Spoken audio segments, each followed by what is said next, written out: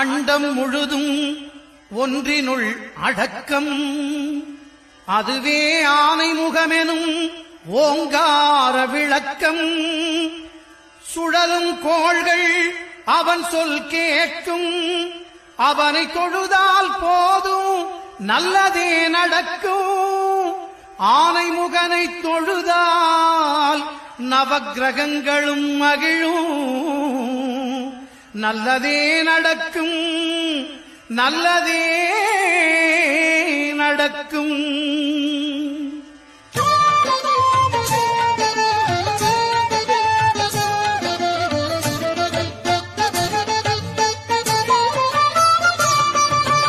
ஒன்பது கோளும் ஒன்றாய் காண